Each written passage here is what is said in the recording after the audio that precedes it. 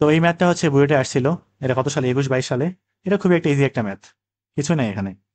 কত নাম্বার, যে নাম্বার না এটা, এটা হচ্ছে যে নাম্বার। তো কি বলছে যে এ এর একটা মান দেওয়া আছে, এ একটা ম্যাট্রিক্স দেওয়া আছে।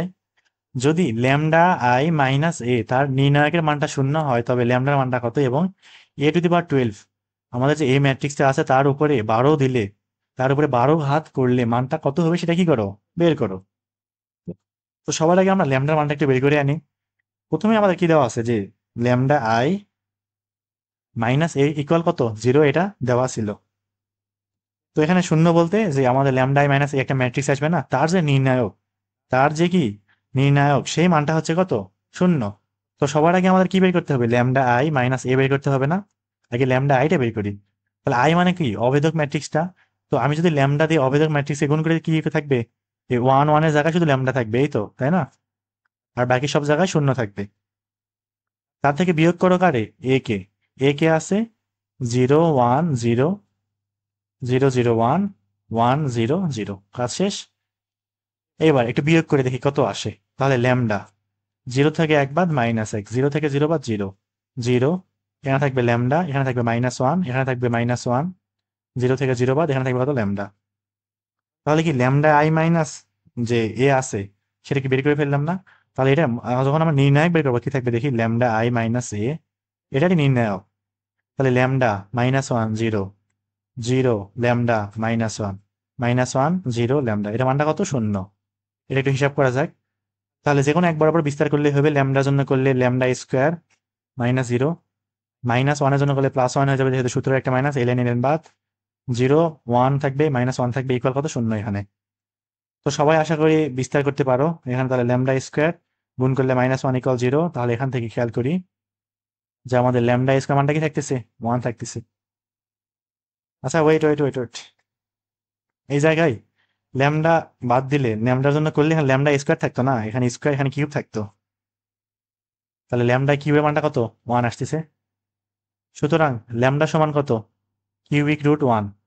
তো আমরা যদি 1 কে কি করি, কিউবিক রুট করি, তাহলে অবশ্যই 3টা মান পাবো। একটা তো পাবো বাস্তব, বাকি দুটা কি পাবো, অবাস্তব। তো আমরা এককে ঘনমূল কি জানি, 1 ওমেগা ওমেগা স্কোয়ার না? যেখানে ওমেগা এবং ওমেগা কি ছিল, ওই যে -1 +-√3/2, যে আমার জটিল সংখ্যাতে ছিল এগুলা। তাহলে 1 কে ঘনমূল করলে কি কি থাকবে, 1 থাকবে একটা, ওমেগা থাকবে একটা, আর একটা ওমেগা স্কোয়ার থাকবে। তো এটা গেল হচ্ছে ল্যামডার মান, এটা একটা অ্যান্সার। এটা অ্যান্সার গেল এটা। এখন আমরা a টু দি পাওয়ার 12 বের করবো। তো এর উপরে 12 ঘাত করার কোনো প্রয়োজন নাই। আমরা হচ্ছে দুইটা বা তিনটা থেকে গেস করব যে আমাদের a টু দি পাওয়ার 12 এর মান কেমন হইতে পারে।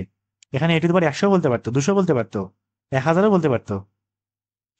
তো প্রথমে এ স্কোয়ারটা বের করি, কারণ আমার a টু দি পাওয়ার 1 অর্থাৎ এর মান দেওয়াই আছে। এ স্কোয়ারটা একটু বের করি কত আসে দেখি। তাহলে 0 1 0, তারপর এ কিউব বের করবো। আবার এ কিউব বের করার সময় এ স্কোয়ারকে এ দিয়ে গুণ করবো, তাহলে চলে আসবে 1 0 0। আরেকটা এ কি করবো, গুণ করে দেবো না? তাহলে 0 1 0 0 0 1। এটা হচ্ছে ক্যালকুলেটর ইউজ করতে পারো, কোনো অসুবিধা নাই।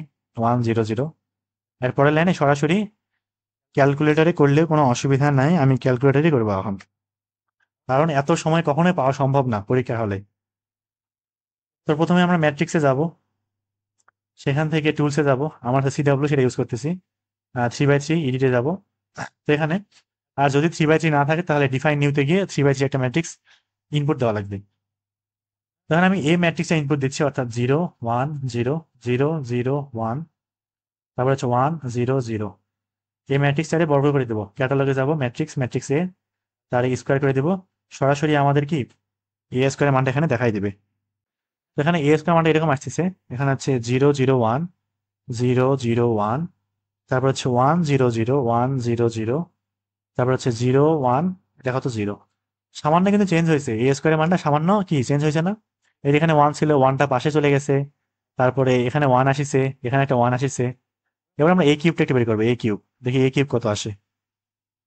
তাহলে এ কিউব মানে কত, এ স্কোয়ার ইন্টু এ না? এ স্কোয়ার ইন্টু কত, এ। তাহলে এ স্কোয়ার অলরেডি বের করে রাখলাম, এই যে এটা 0 0 1 1 0 0, তারপরে 0 1 0, তার সাথে মাল্টিপ্লাই করবো কারে, এ রে, এ কত, 0 1 0 0 0 1 1 0 0, কাজ শেষ না? তো এই রেজাল্টটা আমরা কি করবো, ক্যালকুলেটর ইউজ করে বের করবো। এত করার দরকার নাই, সময় পাওয়া সম্ভব না, এই 3 মিনিটে অসম্ভব। তো এ কিউব বের করবো, এ কিউব বের করার ক্ষেত্রে কি করবো, আগে ম্যাট্রিক্স এর উপর স্কোয়ার করবো, তার সাথে আরেকটা ক্যাটালগ থেকে ম্যাট্রিক্স একে আবার নিয়ে আসবো, তাহলে এ কিউব হয়ে যাবে। তো সুন্দর মতো আমাদের একটা অভেদক ম্যাট্রিক্স আউটপুট দিচ্ছে। এ কিউবের মানটা কি i3 চলে আসছে, 1 0 0 0 1 0, তারপর হচ্ছে 0 0 1। তো কাজ প্রায় শেষ না, এ কিউব কি পেয়ে গেলাম। তো এবার খেয়াল করি, তো প্রশ্নে আমাদের a টু দি পাওয়ার 12 চাইছে না। তো এখানে প্রশ্নে আসলে উত্তর অনুযায়ী আমাদের এখানে বইতে উত্তর দেওয়া আছে a to the power 12 equal 1। তো এখানে আসলে এরকম দেওয়া উচিত ছিল যে a টু দি পাওয়ার 12 এর উপরে এখানে মডুলাস দেওয়া ছিল, মানে নির্ণয়ের মানটা বের করতে বলা উচিত ছিল। তো সমস্যা নাই, যেহেতু বইতে এভাবে দেওয়া আছে, তো আমরা এটা উত্তরটা বের করতেছি, মানে নির্ণয়ের মানটা বের করতেছি আর কি। এখানে এ কিউব যে আছে না, এ কিউব, তাহলে এই নির্ণায়কের মানটা কি থাকবে, এ কিউবের নির্ণায়কের মান। তো আমাদের কর্ণ ম্যাট্রিক্সের ক্ষেত্রে, শুধুমাত্র কর্ণ ম্যাট্রিক্সের ক্ষেত্রে নির্ণায়কের মান বের করা খুবই সহজ। তিনটা কর্ণের ভুক্তি গুণ করে দিলে চলে আসবে। যেহেতু বাকি সবগুলো কি শূন্য না, কর্ণ ম্যাট্রিক্স, তিনটা ভুক্তি গুণ করলে কি মানটা চলে আসবে, কত থাকে, 1 থাকে না। তাহলে এ কিউবের মানটা কত, 1। তো এখান থেকে সরাসরি আমরা যদি a টু দি পাওয়ার 12 বের করতে চাই, মজার বিষয় হলো a টু দি পাওয়ার 12 এই লাইনটাই আসবে। এটা ক্যালকুলেটারে করে দেখতে পারো, এই লাইনটাই আসবে। তাহলে a টু দি পাওয়ার 12 কি বলতে পারি, এ কিউবের উপরে 4 না, এ কিউবের মানটা কত, 1, তার উপরে 4 থাকবে, কত, একই থাকবে না। সুতরাং a টু দি পাওয়ার 12 মানটা কত, 1। এটাই হচ্ছে আমাদের অ্যান্সার।